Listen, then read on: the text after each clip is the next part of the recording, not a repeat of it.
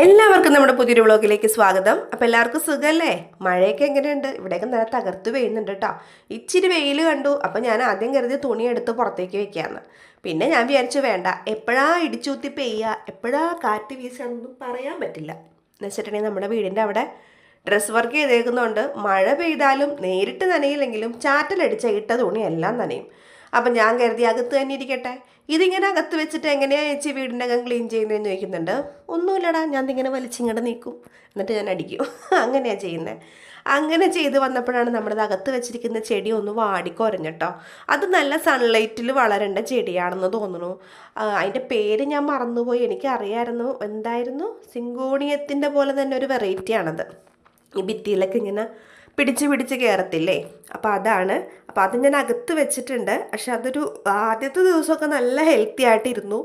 പിന്നെ അങ്ങത് വാടി ഒരു സുഖമില്ലാത്ത വിധത്തിലായി തുടങ്ങി കേട്ടോ. ഇപ്പോൾ ഈ ചിരവ കാണുമ്പോൾ നിങ്ങൾ ഓർക്കും, എന്താ പുതിയ ചിരവയാണോ? അല്ല കേട്ടോ. ഇന്നലത്തെ ഷോർട്സ് കണ്ടവർക്കറിയാം. ഞാൻ ഗിരിജാമൻ്റെ അടുത്ത് നിന്ന് മേടിച്ചിട്ട് വന്നാണ്. ഗിരിജാമനെ അറിയാമല്ലോ, എൻ്റെ വ്ളോഗിലൊക്കെ നിങ്ങൾ കണ്ടിട്ടുണ്ടാവും. അപ്പോൾ ഇതാ അടുത്തുനിന്ന് മേടിച്ചിട്ട് വന്നതാണ് തേങ്ങ ചിരകാൻ വേണ്ടി. പക്ഷെ ഞാനിത് മേടിച്ച കാര്യം മറന്നുപോയെന്നേ. എനിക്ക് ഭയങ്കര മറവിയാന്ന്. ഈ പ്രഗ്നൻസി ടൈമിൽ എപ്പോഴും എനിക്കുള്ളതാ. അല്ലെങ്കിലും മറവിയുണ്ട്, പക്ഷേ ഇത് ഭയങ്കര. ഇത് കൊണ്ടുവന്ന് വെച്ചിട്ട് ഞാൻ തേങ്ങയൊക്കെ എൻ്റെ കൈ കൊണ്ട് കൊത്തി നമ്മൾ സാധാരണ എടുക്കില്ല, അതുപോലെയൊക്കെ എടുത്തു. അപ്പോൾ എന്തെങ്കിലും ആവട്ടെ, മേടിച്ചുകൊണ്ട് വന്ന് വെച്ചതാണ് ആ ഇരിക്കുന്ന ഇരിപ്പ്. അപ്പോൾ ഇതാ എനിക്ക് ഉച്ചക്കത്തേക്കുള്ള കറിയൊക്കെ ഉണ്ട് കേട്ടോ. ചെറുപയർ താളിച്ചതുണ്ട്, മീൻ വറുത്തതുണ്ട്. ഇന്നത്തെ ലഞ്ചിൻ്റെ ഷോർട്സ് നിങ്ങൾ കണ്ടിട്ടുണ്ടാവും. ആ കറികളാണ് ഈ കറികളൊക്കെ. അപ്പോൾ എന്നോട് എല്ലാവരും പറഞ്ഞു, ഇരുന്ന് കഴിക്കൂ ജിഫി, ഇരുന്ന് കഴിക്കലൊക്കെ കണക്കാണ്. പണിയൊക്കെ തീർന്ന് സമാധാനത്തിൽ എനിക്ക് ഇരുന്ന് കഴിക്കാൻ പറ്റുള്ളൂ. ഞാൻ കുറേ നേരം ഇരിക്കാറോ കിടക്കാറോ ഇല്ല പകൽ. ശരിക്കും ഉറക്കം വരികയാണെങ്കിൽ മാത്രം ഒന്ന് പോയി കിടക്കും. പിന്നെ എവിടെയെങ്കിലും മസിൽ പിടിക്കുകയാണെങ്കിൽ ഒന്ന് പോയി കിടക്കും. കാരണം കിടന്നു കഴിയുമ്പോൾ ഭയങ്കര നെഗറ്റീവായിട്ടുള്ള ചിന്തകളാണെന്നേ. ഇങ്ങനെ മനസ്സൊക്കെ തളർന്നു പോകുന്ന വിധത്തിലുള്ള ചിന്തകളൊക്കെ വരുമ്പോൾ പിന്നെ എൻ്റെ ആ ഒരു ദിവസമേ അങ്ങ് പോകും. അപ്പം ഞാൻ മാക്സിമം ഇങ്ങനെ കിടക്കാണ്ട് ഓടിച്ചാടി ഇങ്ങനെ പണിയെടുത്ത്, ഓടിച്ചാടി എന്ന് പറഞ്ഞാൽ ഈ വയറും കൊണ്ട് ഓടാനും ചാടാനൊന്നും പറ്റില്ല. പക്ഷെ എന്നാലും ഞാൻ മാക്സിമം ആക്റ്റീവായിട്ട് ഇങ്ങനെ ഇരിക്കും.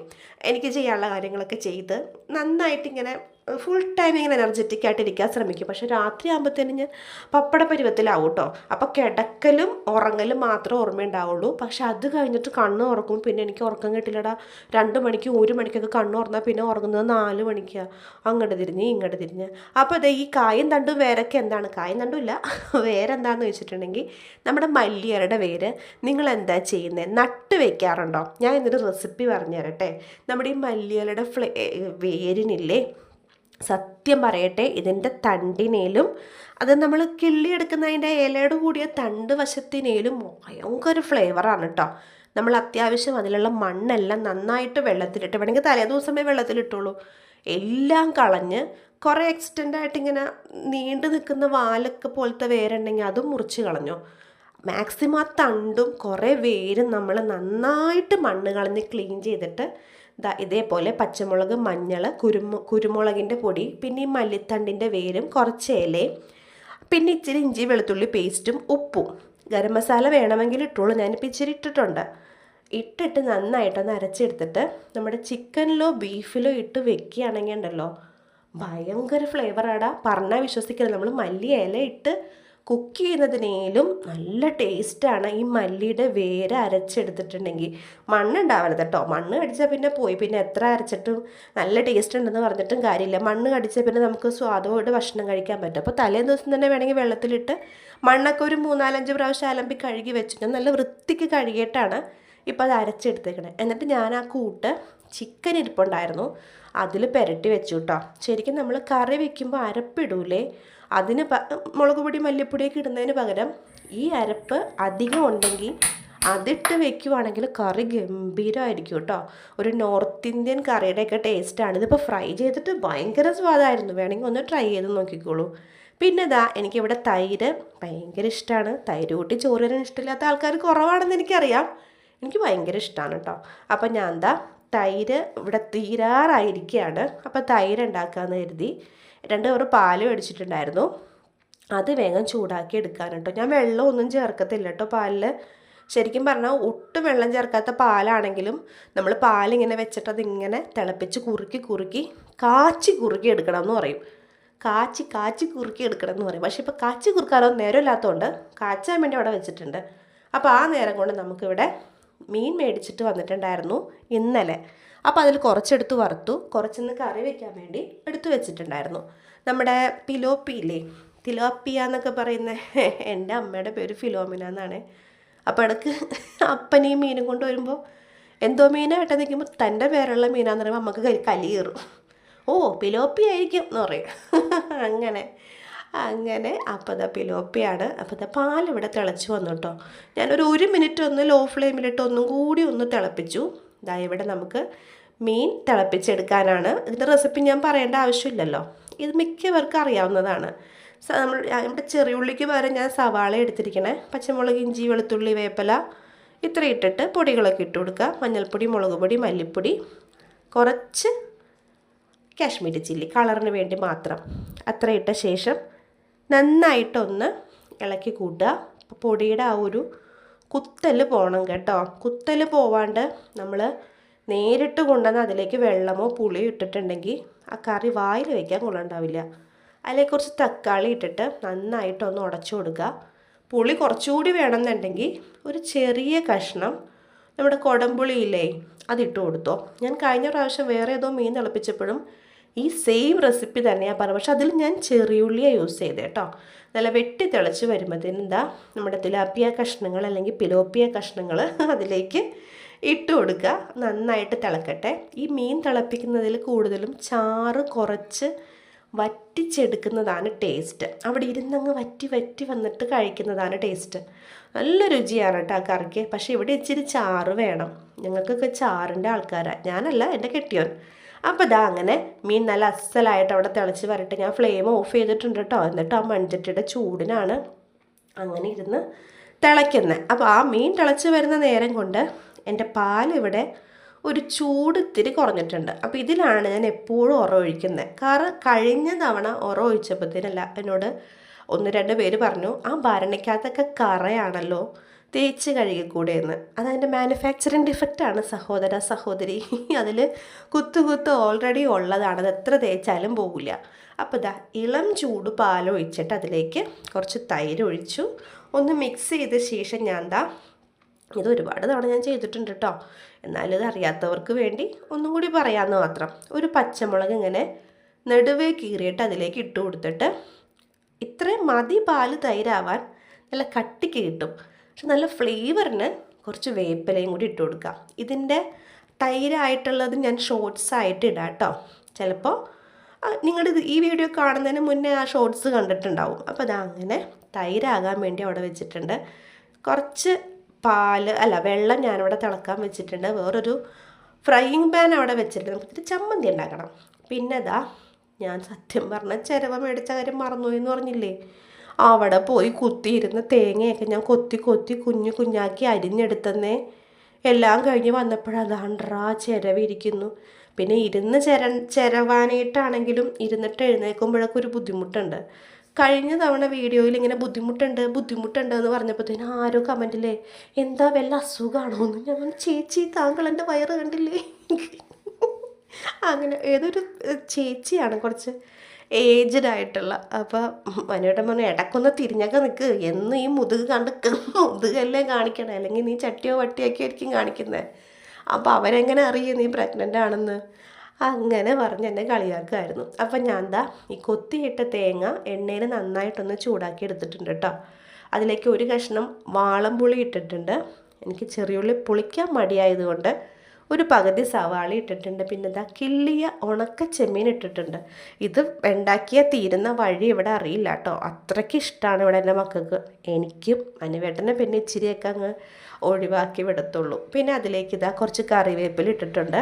അപ്പോൾ കറിവേപ്പില ഇട്ടാൽ എങ്ങനെയാണ് ടേസ്റ്റ് ഉണ്ടാവുമോ? കറിവേപ്പില ഇട്ടാൽ സൂപ്പറല്ലേ, എന്ത് ടേസ്റ്റാണെന്നറിയാമോ? കറിവേപ്പില ശരിക്കും പറഞ്ഞാൽ പച്ചയ്ക്ക് ആക്കിയാലും അല്ലാണ്ട് നമ്മൾ കഴിച്ചാലും ഒക്കെ ഭയങ്കര ഫ്ലേവറാണ്. കറിയിലിടുമ്പോൾ പ്രത്യേകിച്ചും. അപ്പോൾ അത് ഉണ്ടായിരുന്ന പാത്രമൊക്കെ കഴുകി വെച്ചു. ഞാൻ ലോ ഫ്ലെയിമിൽ ചെമ്മീൻ അവിടെ വറുക്കാൻ വെച്ചിട്ടുണ്ട് കേട്ടോ. കാരണം എന്ന് വെച്ചാൽ തേങ്ങാക്കൊത്തൊന്ന് ചൂടായി വരണം, ഇച്ചിരി സമയം എടുക്കും. എന്നിട്ട് ഞാനത് പയ്യെ ഒന്ന് തീ കുറച്ചിട്ടാണ് വെച്ചിരിക്കുന്നത്. അപ്പോൾ ആ നേരം കൊണ്ട് നമുക്ക് വൈകുന്നേരത്തെ സ്നാക്സിനുള്ള പൊടിയൊക്കെ കുഴച്ച് വയ്ക്കാം. അപ്പോൾ ഇതാ ഇച്ചിരി ഉപ്പിട്ടിട്ട് നന്നായിട്ട് ചൂടുവെള്ളം അരിപ്പൊടിയിലേക്ക് ഒഴിച്ചിട്ടുണ്ട്. അതൊന്നിങ്ങനെ തേച്ച് കൂട്ടി. പിന്നെ ഞാൻ എന്താ മിക്സിയുടെ ചെറിയ ജാറിൽ ശർക്കര പൊടിച്ചെടുത്തു. ശർക്കരയുടെ പൊടിയൊക്കെ ഇപ്പോൾ കിട്ടും കേട്ടോ, നമുക്ക് എളുപ്പമാണ്. പക്ഷെ ഞാൻ എന്താ മിക്സിയിലിട്ടങ്ങ് പൊടിച്ചെടുത്തു. ചീകി എടുത്തില്ല, പൊടിച്ചെടുത്ത് കേട്ടോ. എന്നിട്ട് ഇതാ ബാക്കി ഉണ്ടായിരുന്ന തേങ്ങാക്കൊത്ത് അതേ മിക്സിയുടെ ജാറിൽ തന്നെ ഇട്ട് ഒരു 2-3 ഏലക്ക, പിന്നെ എനിക്കിവിടെ ഏലക്കയുടെ ഫ്ലേവർ ഇഷ്ടമായതുകൊണ്ട് ഞാൻ കുറച്ചധികം ഏലക്ക ഇട്ടു കേട്ടോ. ഏലക്കയുടെ ഫ്ലേവർ, ജീരകത്തിൻ്റെ ഫ്ലേവറൊക്കെ എനിക്ക് ഭയങ്കര ഇഷ്ടമാണ്. അത്ര ഇട്ട ശേഷം നന്നായിട്ട് ഞാൻ എന്താ മിക്സിയിലൊന്ന് ക്രഷ് ചെയ്തെടുത്തിട്ടുണ്ട്. ഇതിപ്പോൾ ശർക്കര ഇല്ലെങ്കിൽ നമുക്ക് പഞ്ചസാരയിലാണെങ്കിലും ചെയ്യാം. അപ്പം നല്ല പ്യുവർ വൈറ്റ് ആയിട്ടിരിക്കും. പക്ഷേ ഇതിപ്പോൾ ശർക്കര ഇടുമ്പോഴത്തേനും ഒരു മീഡിയം കളർ, ലൈറ്റ് ബ്രൗൺ കളറായിട്ടായിരിക്കും നമുക്ക് ഈ അട കിട്ടുക. ഇതിപ്പോൾ അട ഉണ്ടാക്കാൻ വേണ്ടിയിട്ടാണ്. അപ്പോൾ ഞാൻ കൈ കൊണ്ട് ഇളക്കി നോക്കിയപ്പോൾ എൻ്റെ പൊള്ളുന്നേ ചൂട്. അപ്പോൾ ഞാൻ വേഗം എന്താ നമ്മുടെ കയ്യിൽ കൊണ്ട് തന്നെ ഒന്ന് ഇളക്കി കൊടുത്തു. എന്നിട്ട് അവിടെ ഞാൻ മാറ്റി വെച്ചു കേട്ടോ. അതിപ്പോൾ തേച്ച് കൂട്ടാൻ പറ്റില്ല, കാരണം അത്യാവശ്യം നല്ല ചൂടുണ്ട്. അപ്പോൾ അതങ്ങ് നമുക്ക് കുറച്ച് നേരം മാറ്റി വയ്ക്കാം. നമുക്ക് നമ്മുടെ ചെമ്മീനൊന്ന് നോക്കാം.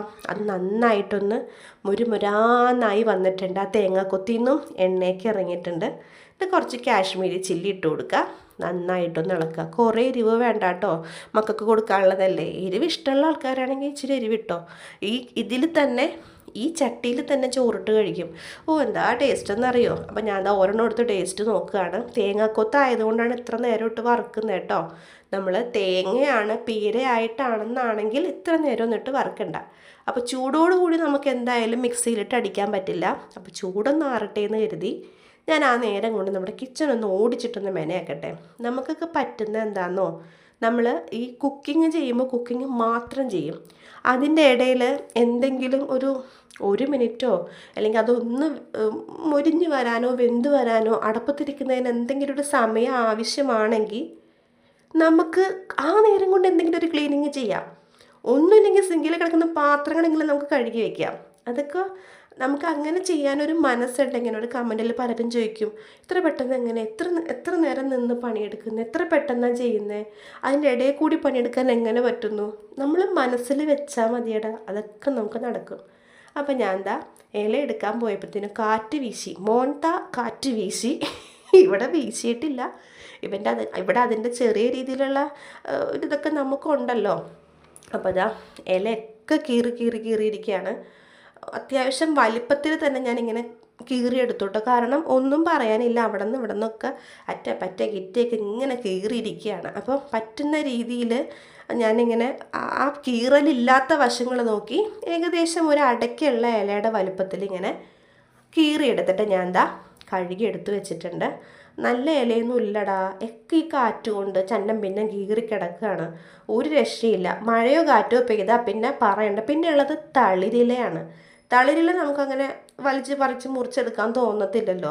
അപ്പം ഞാൻ എന്താ അത്യാവശ്യം മൂത്ത വലിയ ഇലയാണ് എടുത്തിട്ട് വന്നത്. അതും കീറിയതൊക്കെ തന്നെ ആയിരുന്നു. അപ്പോഴേക്കും നമ്മുടെ മാവിൻ്റെ ചൂടൊക്കെ ആറിയിട്ടുണ്ടായിരുന്നു കേട്ടോ. നന്നായിട്ടൊന്ന് തേച്ച് കൂട്ടിയതാ ഓരോ കൈപ്പിടി മാവ് ഇങ്ങനെ എടുത്തിട്ട് കൈ നനച്ചിട്ട് നമുക്കിങ്ങനെ ആ മാവ് തേച്ച് ഇലയിൽ വെച്ച് കൊടുക്കാം. അടയൊക്കെ ഉണ്ടാക്കാന്ന് പറഞ്ഞാൽ ഭയങ്കര എളുപ്പമാണ് കേട്ടോ. നമുക്ക് ഉള്ളിൽ ഫില്ലിങ് വെച്ചിട്ട് മാത്രമല്ല അട ചെയ്യാൻ പറ്റുക. ഉള്ളിൽ വെക്കുന്ന ഫില്ലിങ് പൊടിയിലങ്ങ് തേച്ച് കൂട്ടിയാലും നമുക്ക് അട ഉണ്ടാക്കിയെടുക്കാം കേട്ടോ. ഈ ഉള്ളിൽ വെച്ചിട്ട് മാത്രമേ അട ചെയ്യാൻ പറ്റുള്ളൂ എന്നുള്ള ധാരണയൊക്കെ തെറ്റാണ്. ഇപ്പോൾ അത്രയും ഉള്ളിലൊന്നും ഫില്ലിങ് വെക്കാൻ നമ്മുടെ കയ്യിൽ ഇല്ല എന്നാണെങ്കിൽ ആ ഉള്ളത് നമുക്ക് തേച്ച് കൂട്ടി എടുത്തിട്ട് ഒന്നിച്ചിരയിലങ്ങ് ആക്കി വെച്ചിട്ട് അടയുടെ പാകത്തിനാക്കി വെച്ചിട്ട് നമുക്ക് അടയാക്കി എടുക്കാം കേട്ടോ. അപ്പോൾ അങ്ങനെ ഇതാ ഇഡ്ഡലിച്ചെമ്പിൽ 2 തട്ടിൻ്റെ മീതയിലും 4-5 അടകളായിട്ട് ഞാനിങ്ങനെ വെച്ചിട്ടുണ്ട് കേട്ടോ. ഇവിടെ ഭയങ്കര ഇഷ്ടമാണ് കേട്ടോ ഇങ്ങനത്തെ അട, ഭയങ്കര ഇഷ്ടമാണ്. ഇതിഷ്ടമാണ്, ചക്കട ഇഷ്ടമാണ്, കുമ്പിളപ്പ് ഇഷ്ടമാണ്, ഭയങ്കര ഇഷ്ടമാണ്, കൊഴുക്കട്ട. അപ്പം അങ്ങനെ ഞാൻ എന്താ പിന്നെ ബാക്കിയുണ്ടായിരുന്ന പാത്രങ്ങളും കഴുകി. ഒരു ദിവസം എത്ര പ്രാവശ്യം പാത്രം കഴുകുമല്ലേ എൻ്റെ പൊന്നേ, ഒന്നും പറയണ്ട. അപ്പോൾ അത് അങ്ങനെ വേഗം ഉണ്ടായിരുന്ന പാത്രം എല്ലാം കഴുകിയ ശേഷം ഞാൻ എന്താ വേഗം പോയി ഒന്ന് മേല് കഴുകിയ ശേഷം എൻ്റെ മക്കളെ വിളിച്ചിട്ട് വരട്ടെ. ഭയങ്കര ഇഷ്ടമാണ്, കാരണം എന്തെങ്കിലും അവർക്ക് ഇഷ്ടമുള്ളത് ഉണ്ടാക്കിയിട്ടുണ്ടെങ്കിൽ എനിക്ക് അവരെ വിളിക്കാൻ പോകുമ്പോൾ മനസ്സിന് ഭയങ്കര സന്തോഷമാണ്. അപ്പോൾ ഞാൻ എന്താ കിച്ചണൊക്കെ ഓടിച്ചിട്ടൊന്ന് തൂത്ത് തുടച്ചിട്ടിട്ട് അന്നമോള് വന്നിട്ടാണ് കേട്ടോ ചിരവ് കൊണ്ടേ കൊടുത്തത്. വേഗം പോയി ഞാൻ മേല് കഴുകി കേട്ടോ. മേല് കഴുകിയ ശേഷം വന്നിട്ട് ഞാൻ എന്താ മുടിയൊക്കെ കെട്ടി എൻ്റെ മക്കളെ വിളിക്കാൻ പോവാണ്. ഞാൻ അവിടെ അട ഉണ്ടാക്കിയപ്പോഴും മീൻകറി വെച്ചുകൊണ്ടിരുന്നപ്പോഴൊക്കെ പുറത്തൊക്കെ മഴയായിരുന്നു. ഇപ്പോൾ ഇച്ചിരി വെയിൽ വന്നിട്ടുണ്ട്, പക്ഷെ എന്നാലും മഴയുണ്ട് കേട്ടോ. അതുകൊണ്ടാണ് തുണിയുടെ സ്റ്റാൻഡ് അങ്ങനെ തന്നെ അകത്ത് വെച്ചിരിക്കുന്നത്. പക്ഷെ അത് അകത്തുനിന്ന് പോയാലേ അകത്ത് ഇച്ചിരി സ്ഥലം ഉണ്ടാവുള്ളൂ. കാരണം നമ്മുടെ ഹോള് ചെറുതാണ്, ഇച്ചിരി നീളമുണ്ട്. അപ്പോൾ താഴത്ത് കണക്കിടക്കാൻ ഇച്ചിരി പണിയാണ് കേട്ടോ. ഒറ്റമേ അങ്ങനെയൊക്കെ എടുത്ത് ഇച്ചിരി നീളമുണ്ട്, പക്ഷേ അത്രയ്ക്ക് വീതിയില്ല നമ്മുടെ ഹോളിന്. അപ്പം ഞാൻ എന്താ വേഗം ഇച്ചിരി പൗഡറൊക്കെ ഇട്ടിട്ട് ഇടയ്ക്ക് ഞാനങ്ങ് ഇരുന്ന് പോകുന്നേ, നമ്മുടെ നടു അങ്ങ് കഴച്ചു പോകും. അങ്ങനെതാ വേഗം പോയിട്ട് ഇനി പിള്ളേരെ വിളിച്ചിട്ട് വരട്ടെ. അപ്പോൾ ഇന്നത്തെ വിശേഷങ്ങൾ അത്രേ ഉള്ളൂ. ചാനൽ ആദ്യമായിട്ട് കാണുന്ന ആരെങ്കിലും ഉണ്ടെങ്കിൽ ലൈക്ക് ചെയ്യാനും ഷെയർ ചെയ്യാനും സബ്സ്ക്രൈബ് ചെയ്യാനും മറക്കരുത് കേട്ടോ. എല്ലാവർക്കും താങ്ക്